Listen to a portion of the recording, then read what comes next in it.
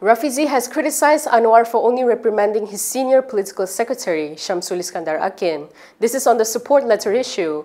Meanwhile, Albert Tay wants to know why no one has filed reports or taken legal action against him if his claims are truly baseless. Stay tuned for this and more. Pandan MP Rafizi Ramli has urged Prime Minister Anwar Ibrahim to show his determination to fight corruption and to sack his political secretary rather than just reprimanding him. He said this in response to Anwar's remarks in Parliament recently that he had reprimanded one of his political secretaries for writing a support letter for 6 contractors in a hospital project last year.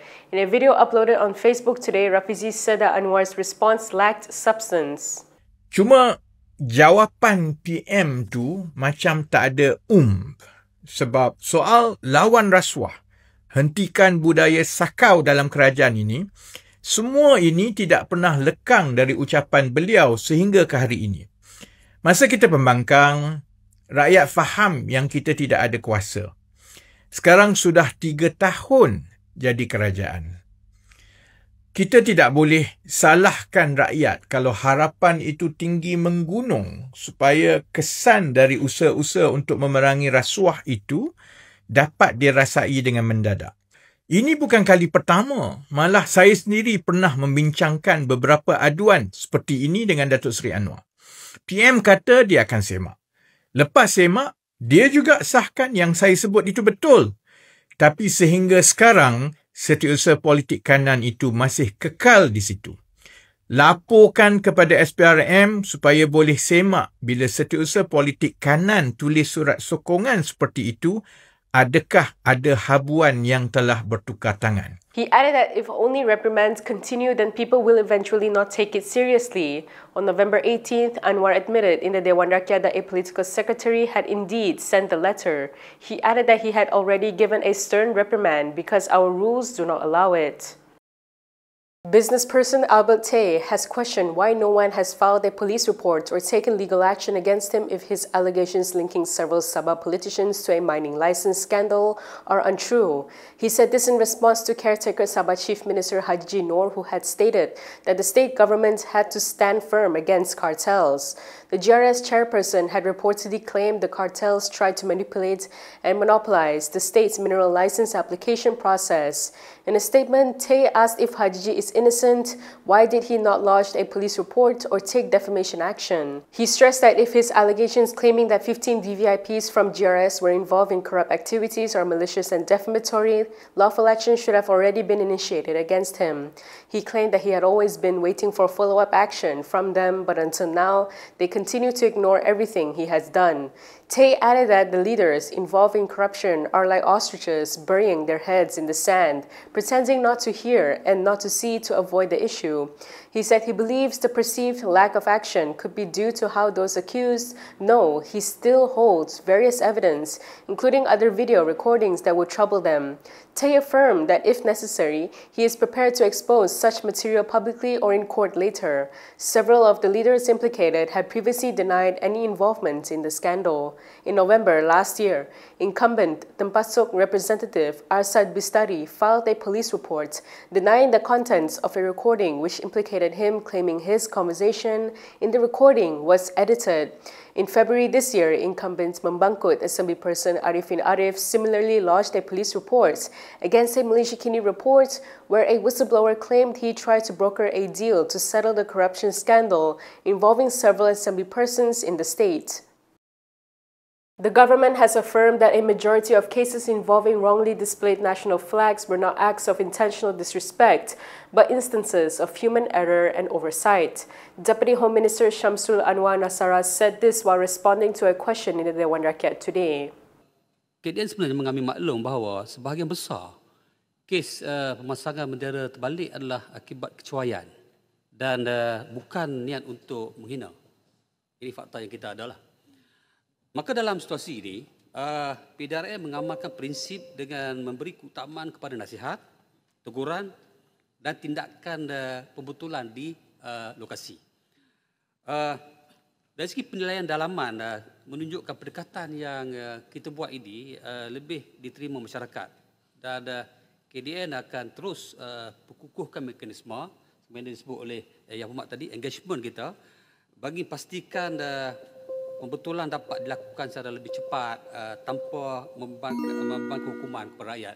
He also said the ministry views punishments under related provisions as sufficient in creating awareness and serving as a lesson to offenders.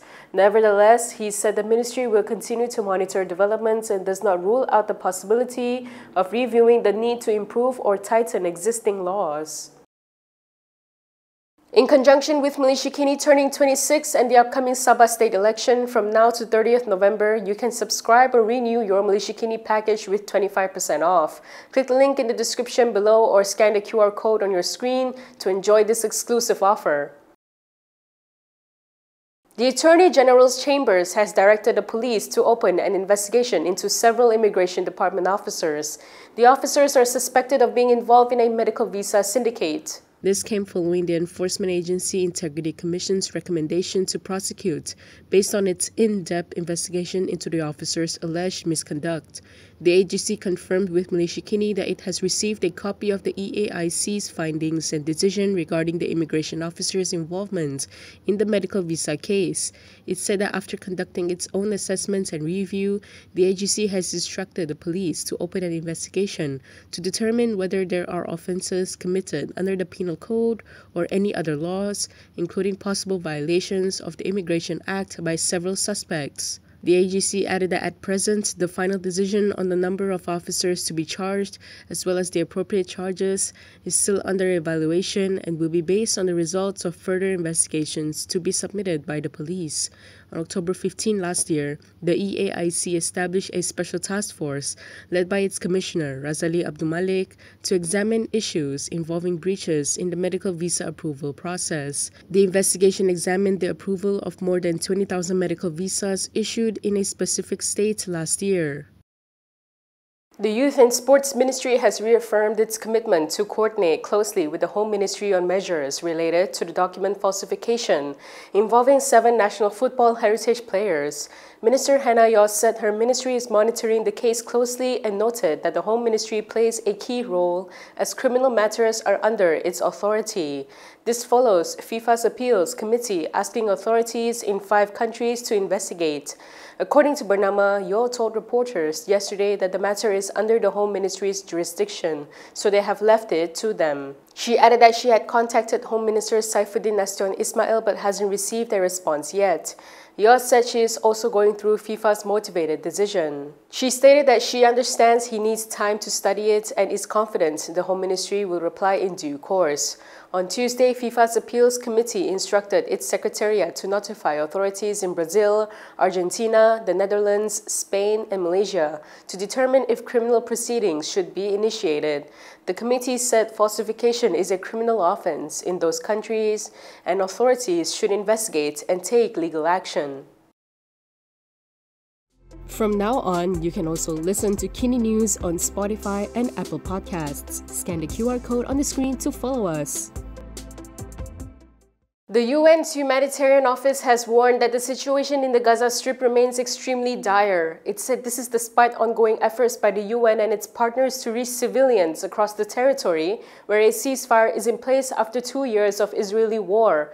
According to the Anadolu Agency, the Office for the Coordination of Humanitarian Affairs added that humanitarians continue to carry out assessments and provide assistance to families affected by last week's rainstorm, which has impacted over 18,600 households. Thousands of families had lost their shelters, had belongings damaged, or were displaced again following the rainfall. The agency said that the number continues to rise as assessments are completed, and with winter drawing near, partners working on shelter warned that the volume of items entering Gaza is not sufficient to meet the people's immense needs. The agency is calling for items that are currently restricted from entry into Gaza, including equipment to repair critical infrastructure, to be allowed in. It also re-emphasized the need for NGOs to be permitted to bring assistance into Gaza and for the opening of additional crossings to ensure faster and more efficient aid delivery. Recently, the International Federation of Association Football rejected the Football Association of Malaysia's appeal against the sanctions imposed on the organization and the 7 suspended heritage players. Following this, we ran a poll to gauge public sentiment on FAM's handling of the issue, and here are the results. 75% of respondents believe FAM should take full responsibility and stop denying the facts. 17% feel FAM's actions are justified in defending the players' rights.